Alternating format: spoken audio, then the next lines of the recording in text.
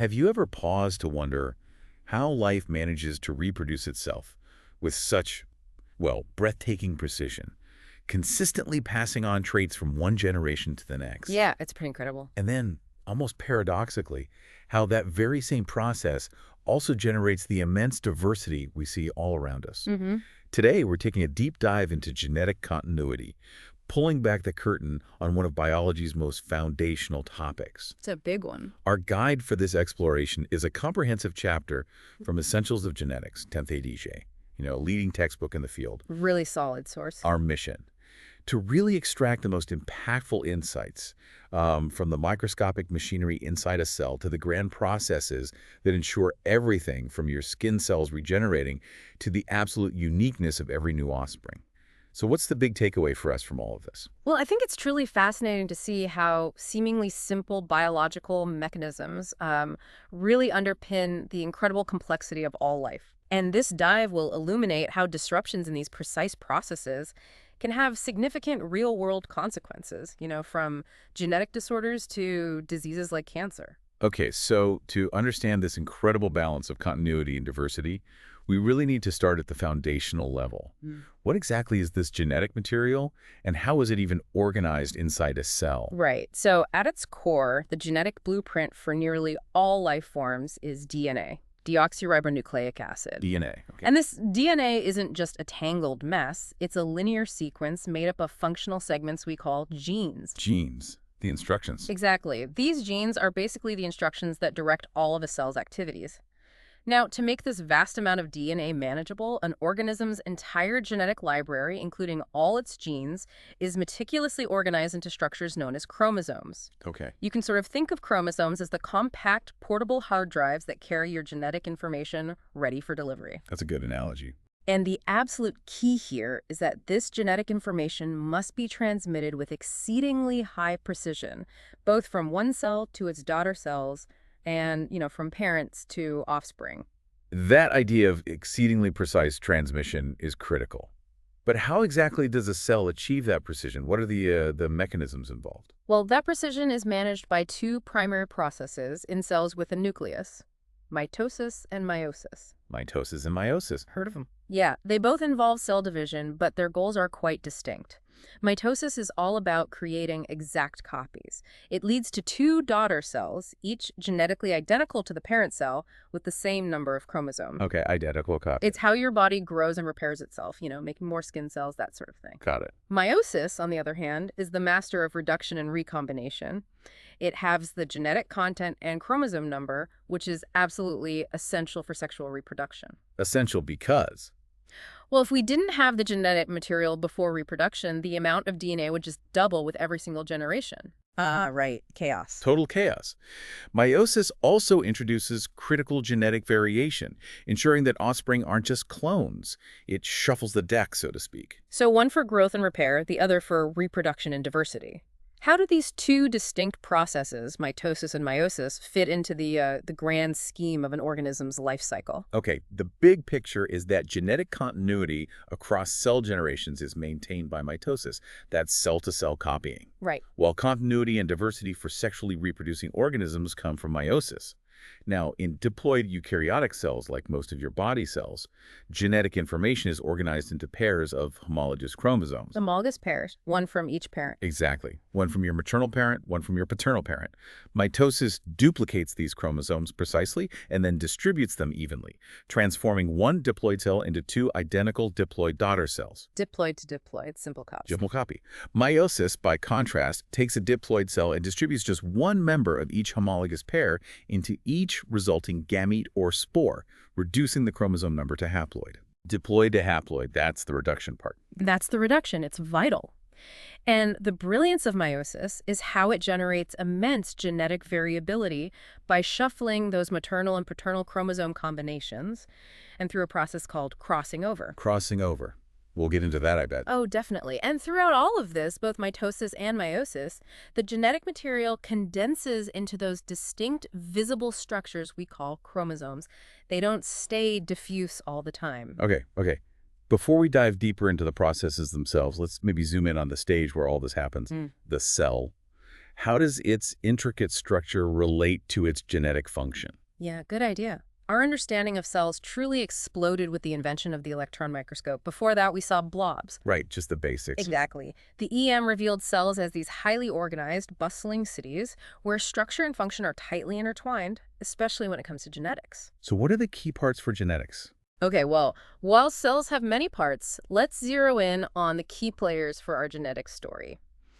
The nucleus is like the cell's command center. It's a membrane-bound vault housing the DNA, which is organized with proteins into chromatin. Chromatin, that's the unwound DNA. Precisely. During cell division, this chromatin coils up tightly into those visible chromosomes we mentioned.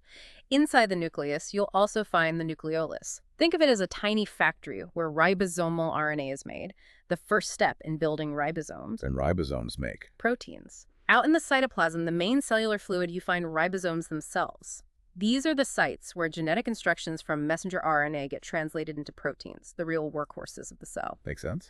And here's a really cool detail.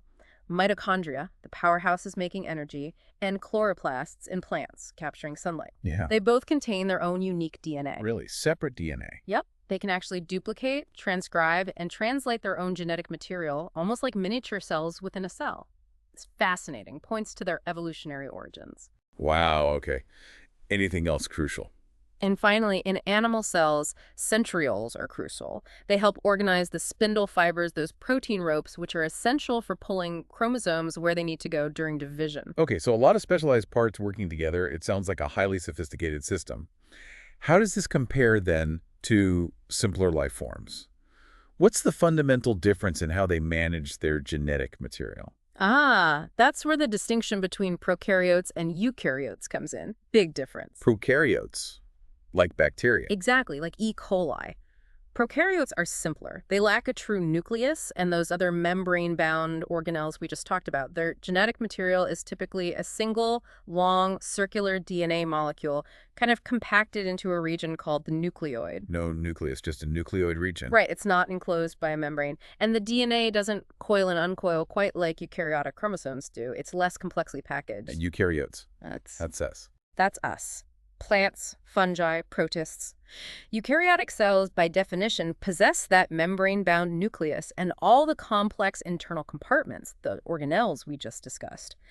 This difference in organization profoundly impacts how their genetic material is handled, replicated, and divided. It's much more intricate. Right. Now let's get back to those essential carriers of genetic information. Yeah. Chromosomes. What's special about their arrangement, especially in us eukaryotes? Okay, so in diploid organisms, which includes humans and most animals, chromosomes exist in homologous pairs. Curved pairs. Okay. The diploid number, we call it 2hen, represents the total number of chromosomes in a species' somatic cells, basically. All cells except sperm and egg. Like 2. Got it. So homologous chromosomes are pairs that are generally the same size. They have their centromere, that pinched-in waist part, in the same spot. And critically, they carry genes for the same traits at the same locations, or loci. Same genes, same places. Right. One chromosome in each pair comes from your mother, and the other from your father, what we call biparental inheritance. Makes sense. But here's an important point. While they influence the same traits, the specific versions of the genes on those homologous chromosomes, called alleles, don't have to be identical.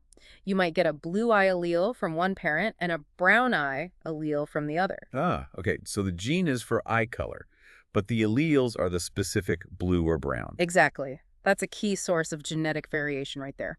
So if diploid means pairs, what's the alternative? The alternative is the haploid number, symbolized as N, which is simply 1/2 the diploid number. Half the set. Right. Organisms like yeasts or certain plants, some stages of mosses, spend most of their lives in this haploid stage. The entire collection of genetic information in a single haploid set of chromosomes is known as a species genome. The genome. Okay. Now, when we look at individual chromosomes, their appearance, especially during division, depends a lot on where that centromere is located. The pinched waist bit. Yeah, it can be right in the middle, metacentric, slightly off-center, submetacentric, near the end, acrocentric, or right at the very end, telocentric. This location actually gives the chromosome its characteristic shape as it gets pulled during division. Like V-shaped or J-shaped? Exactly. And during cell division, specifically in metaphase, each chromosome you see is actually a doubled structure made of 2 identical sister chromatids joined by that common centromere. Sister chromatids. They're identical copies. Genetically identical replicas, yes. They're formed during the S phase when the DNA copied itself. If you take a picture of all the chromosomes in a human cell during mitosis, cut them out, and arrange them by size and shape, you get a karyotype. Ah, I've seen those pictures. Yeah. It clearly shows humans have 46 chromosomes. That's our 2n number arranged in 23 homologous pairs. Okay, 23 pairs. Is this homologous pair rule always true, though? Are there any exceptions? Good question. There's one really important exception: the sex chromosomes. X and Y. Right. In humans, females typically have 2 homologous X chromosomes. They look alike, carry similar genes, but males have 1 X and a much smaller Y chromosome. So they're not homologous. Well, the Y chromosome is much smaller and lacks most of the gene locations found on the X. So strictly speaking, they aren't fully homologous across their entire length. However, they do have small regions of homology that allow them to pair up and behave as homologous during meiosis, ensuring they segregate properly. Okay, so they can still pair up for meiosis. Exactly. And this distinction is critical because meiosis, remember, must convert that diploid number down to haploid. It has to guarantee that each sperm or egg receives exactly one member of each homologous pair, including one sex chromosome. Fertilization then reunites these haploid sets, reestablishing the diploid number, like 46 in humans, and maintaining genetic constancy across generations. Okay, so we've got the blueprints, DNA, genes, and the carriers, chromosomes.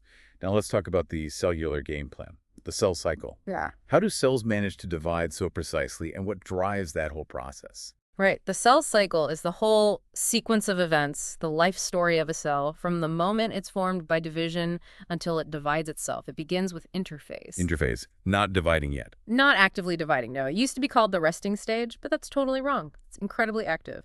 It's when the cell grows and, crucially, prepares for division. Interphase itself has 3 subphases. Okay. First is G1, gap 1.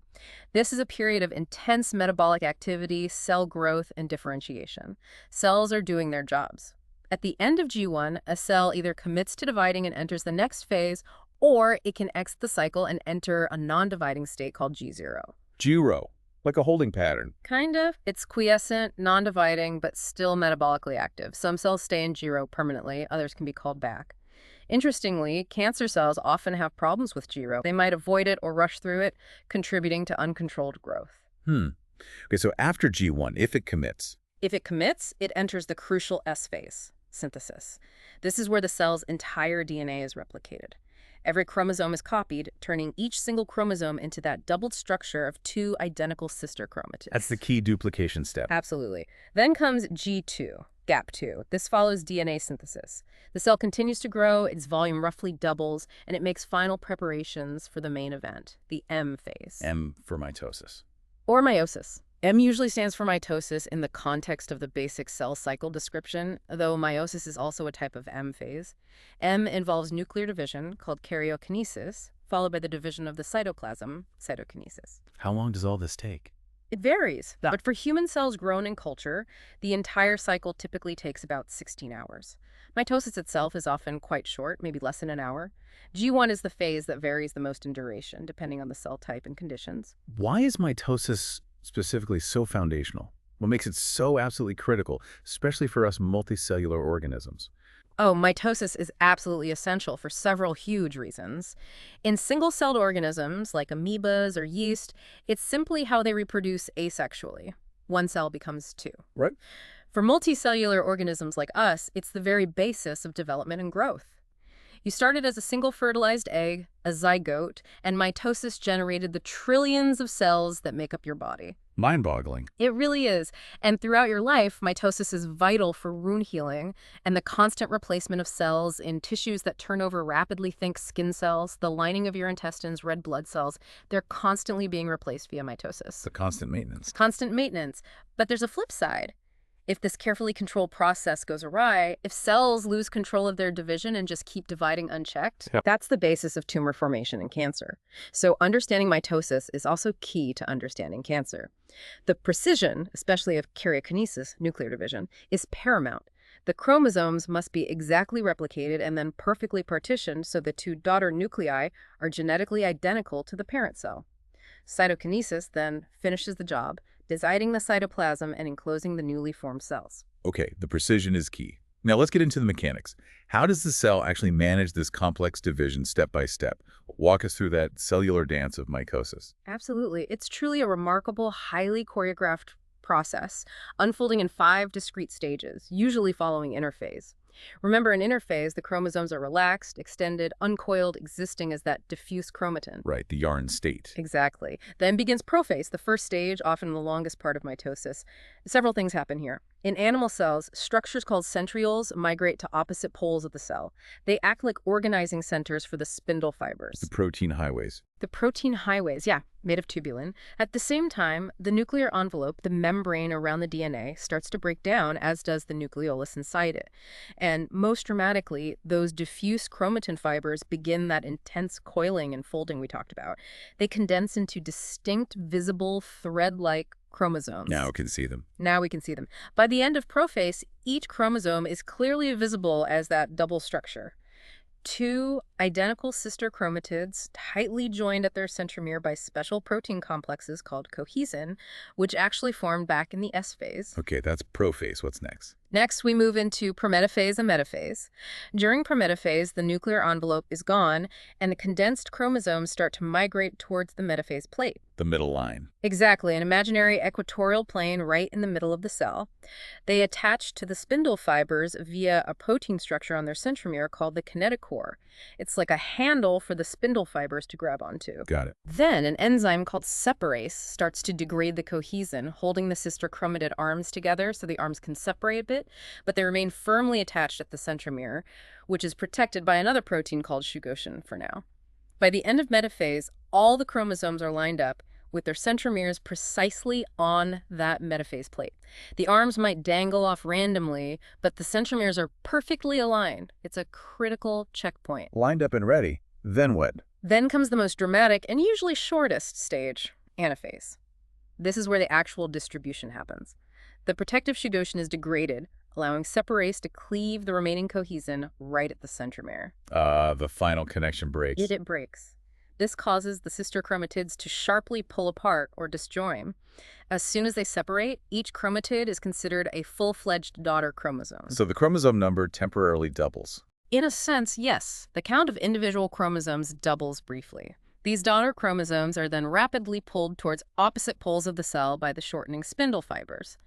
Their shape as they move V-shaped, J-shaped, depends on where the centromere is located. The crucial result of anaphase is that each pole receives an identical and complete set of chromosomes. For humans, that means 46 daughter chromosomes moving to each pole. Identical sets at each end. Perfect copy. Perfect copy. Finally, we reach telophase, the last stage. The 2 complete sets of chromosomes have arrived at opposite poles. Now, basically, the events of prophase reverse. Things go back to normal. Pretty much. Cytokinesis, the division of the cytoplasm, usually begins during late anaphase or telophase.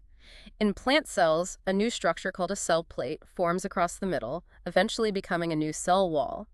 In animal cells, the cell membrane pinches inward, forming a cleavage furrow that deepens until the cell splits in 2. Concurrently, the chromosomes at the poles start to uncoil, returning to their diffuse chromatin state. A new nuclear envelope reforms around each set of chromosomes. The spindle fibers disappear, and the nucleolus reappears within each new nucleus. The 2 daughter cells then enter interphase, ready to start the cycle anew or differentiate. It truly is remarkable how precise and orchestrated that all is. But what are the safeguards? You mentioned checkpoints. And what happens when that precision breaks down?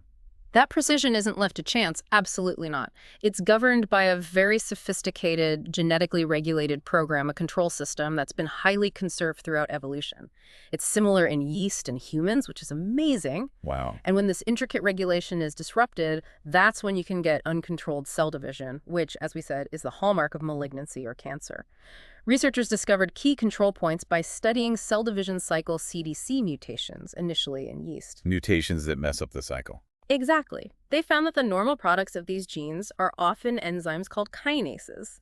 These act like master control molecules, switching other proteins on or off by adding phosphate groups. Kinases. The switches. Right. But these kinases aren't always active. They need to bind to other regulatory proteins called cyclins, whose levels fluctuate throughout the cell cycle. When a cyclin binds to its partner kinase, it activates it, forming a cyclin-dependent kinase, or CDK. These CDK cyclin complexes then drive the cell through the different phases. Okay, so cyclins activate kinases to push the cycle forward. What about the checkpoints? The cell cycle checkpoints are like quality control stations. There are several key ones, for instance, of the G1S transition, the G2M transition, and even within mitosis. They monitor crucial processes. Is the DNA fully replicated? Is it damaged? Are the chromosomes properly attached to the spindle? So they can stop things if something's wrong. Precisely. If, say, DNA damage is detected, the checkpoints can halt the cycle. This gives the cell time to repair the damage. If the damage is too severe to be repaired, the checkpoints can trigger programmed cell death or stop the cell from dividing permanently.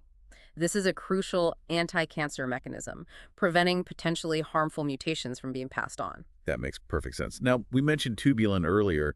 The stuff that makes spindle fibers in cancer involves uncontrolled division. Is there a direct connection there for treatment? There absolutely is a direct connection, and it's a very active area in cancer therapy research. It's a prime example of basic science leading to clinical application. How so? Remember, tubulin polymerizes to form the microtubules of the spindle fibers. These microtubules are absolutely essential for the correct segregation of chromosomes during mitosis. Can't divide without them working properly. Right. And since cancer cells are defined by their rapid, continuous, often chaotic mitotic divisions, the very machinery they rely on, tubulin and microtubules, becomes an excellent target for chemotherapy. Attack the division machinery itself. Exactly. Many successful anti-cancer drugs like Taxol, paclitaxel, or vinca alkaloids work by interfering with microtubule dynamics. Some prevent microtubules from assembling, others prevent them from disassembling properly. Either way, it disrupts mitosis and selectively kills rapidly dividing cancer cells. It's a key strategy. That's fascinating.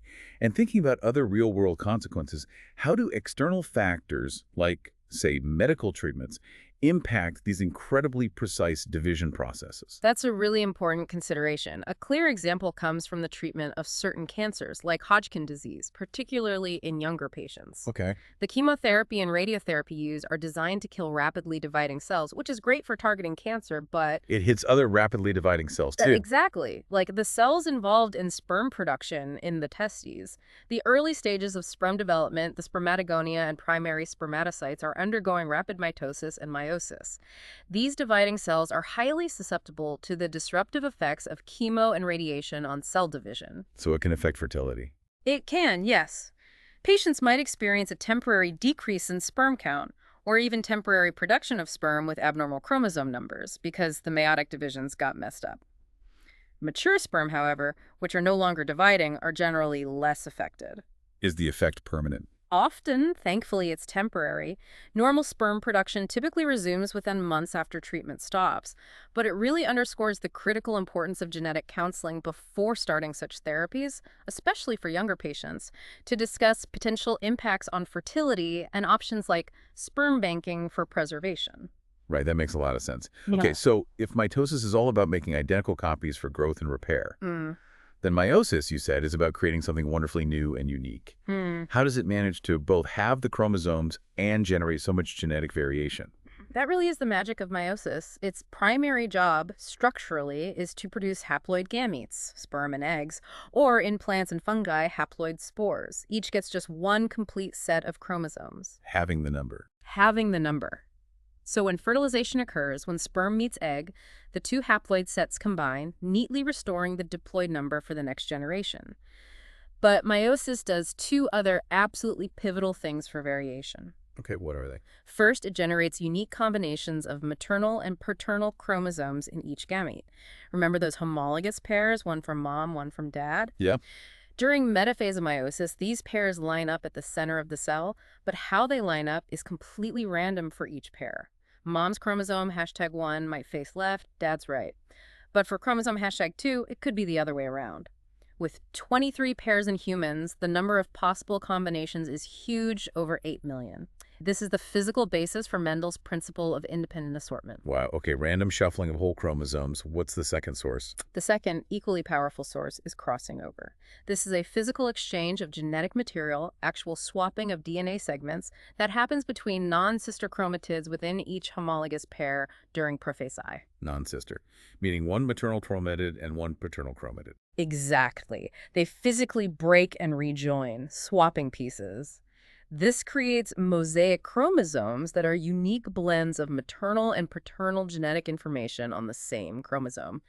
It literally shuffles genes within a chromosome. So you shuffle whole chromosomes, and you shuffle genes between homologous chromosomes. Precisely. These two mechanisms together generate enormous genetic variation. This is why you are genetically unique, unless you have an identical twin, and why siblings from the same parents can look so different. Amazing. Okay, so how does meiosis actually happen? You mentioned two divisions. Right. Meiosis involves two distinct divisions, meiosis the first and meiosis the second, but critically they happen after only a single round of DNA duplication back in the preceding interphase. One duplication, two divisions. That's how you get half the chromosomes. That's the key to reduction. Let's walk through it. Meiosis the first is often called the reductional division because it separates the homologous chromosomes. It starts with prophase I, which is much more complex and longer than mitotic prophase. This is where the magic of variation really gets set up. Chromatin condenses, but then homologous chromosomes find each other and pair up very precisely, gene for gene, along their entire length. This intimate pairing is called synapsis. They physically stick together. They do, forming a structure called a bivalent.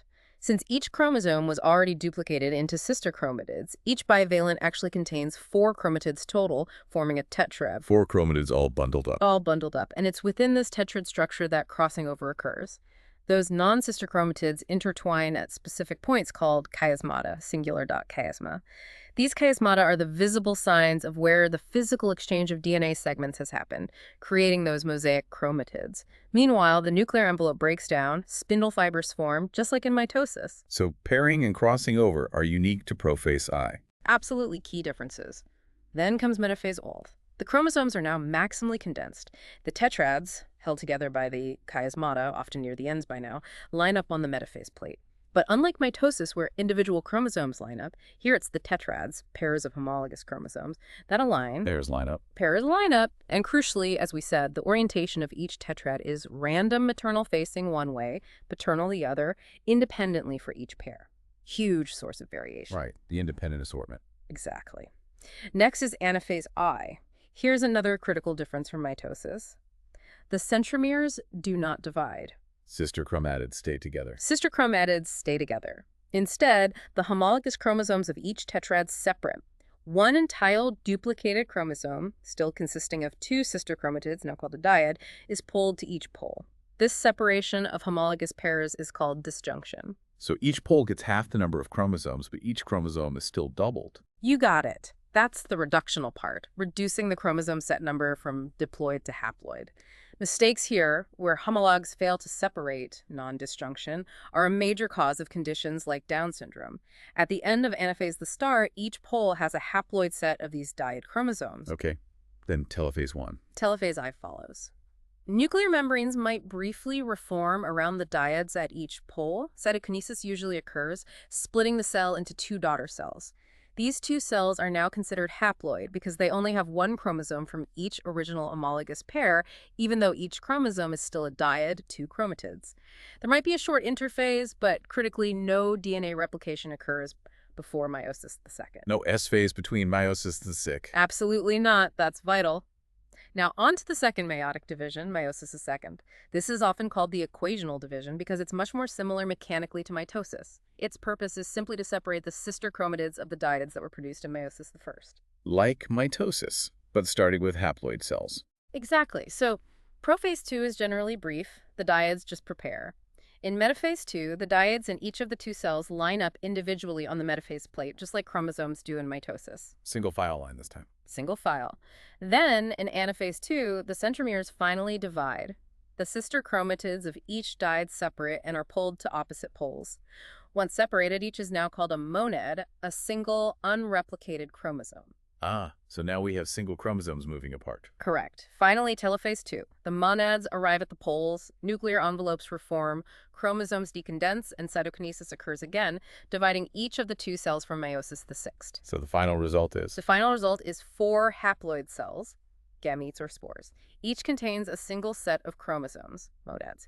And thanks to crossing over in prophase I and independent assortment in metaphase 9, each of these 4 cells is genetically unique, carrying a shuffled combination of the original maternal and paternal genetic information.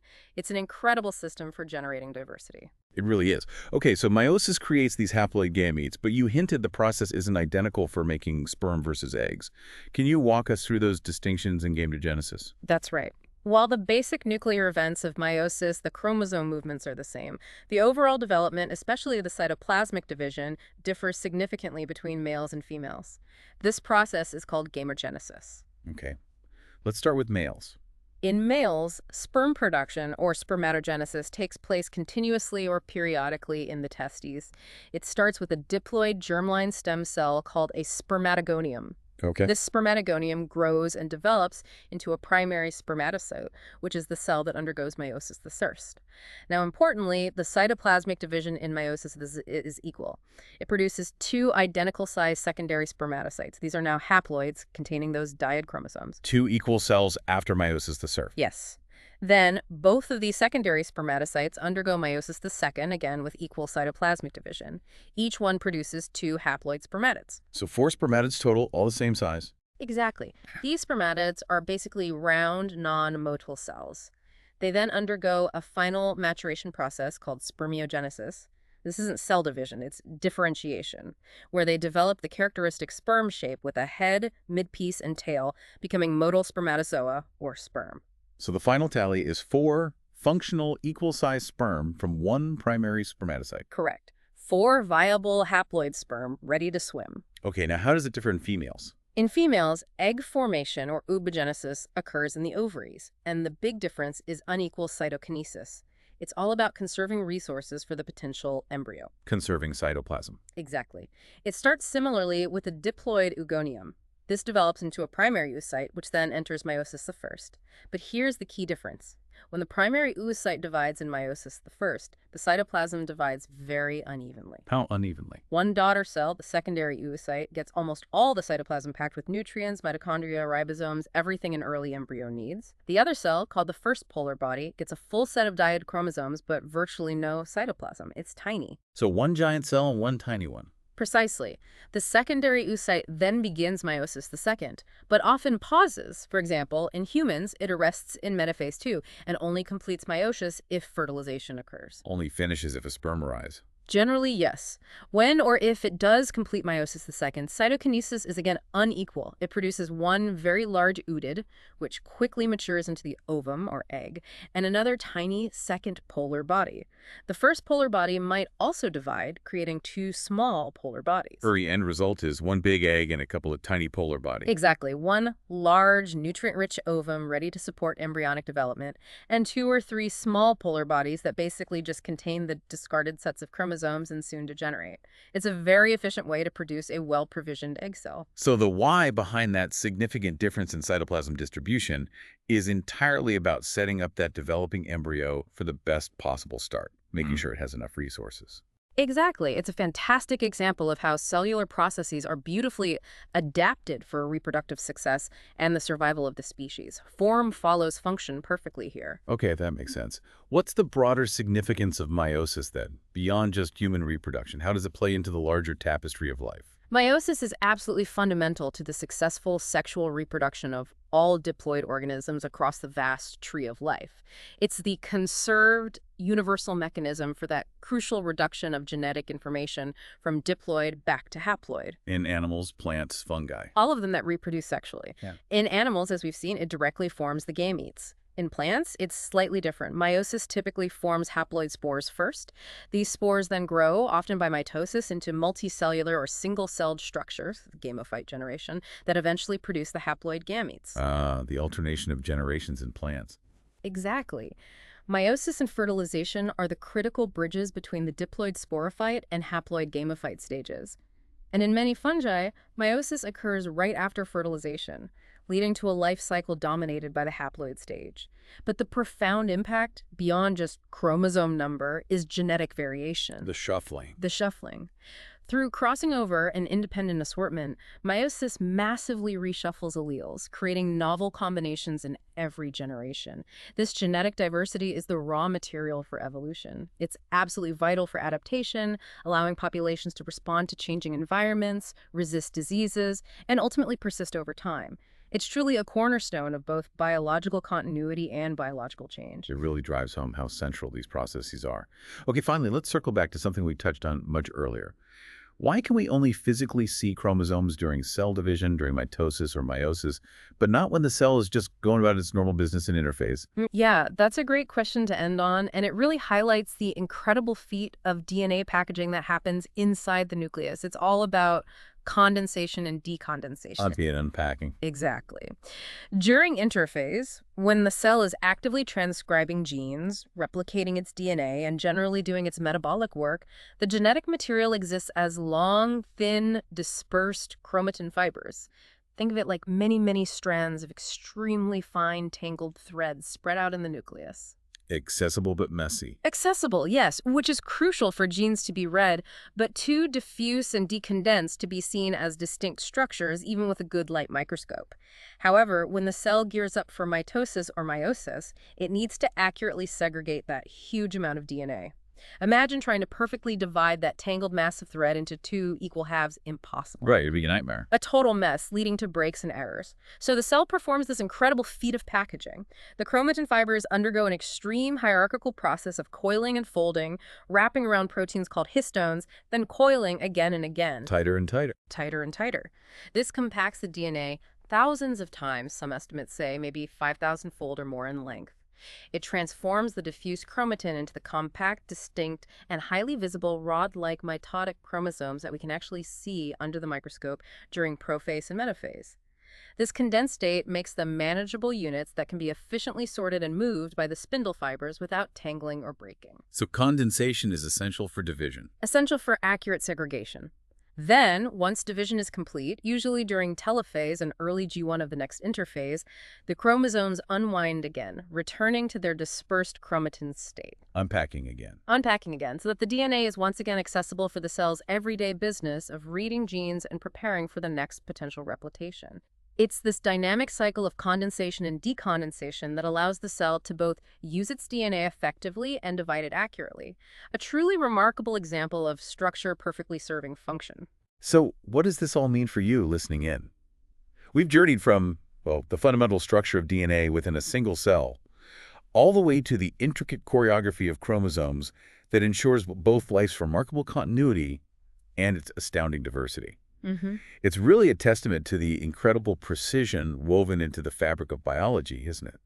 From the tiniest molecular interactions to the grand scale of how organisms develop and reproduce. It absolutely is. And this deep dive, I think, really highlights how understanding these core genetic processes is far from just, academic textbook stuff. It offers crucial insights into health, disease, and really the very essence of life itself. Yeah. From developing cancer therapies that specifically target cell division, as we discussed, to providing informed genetic counseling for families, these principles are really at the absolute heart of modern biomedical understanding and application. Absolutely. It's a powerful reminder that beneath the surface, there's this elegant, incredibly highly evolved system constantly at play within us. And truly grasping how it works empowers us to understand so much more about ourselves and the living world around us. Well said. So, for your own next exploration, maybe just consider the sheer number of cell divisions happening in your body right now, just keeping you healthy, repairing tissues, keeping you alive. Trillions upon trillions. Or maybe ponder the unique genetic story, that mix of meiosis and fertilization that makes you different from every other person on the planet, barring an identical twin. How does this intricate balance of perfect replication and fascinating variation continue to shape life, all life, on Earth? That's something to think about. Definitely. Thank you so much for joining us on this exploration into the truly fascinating world of genetic continuity. We hope you feel a little more well-informed and perhaps even a lot more curious.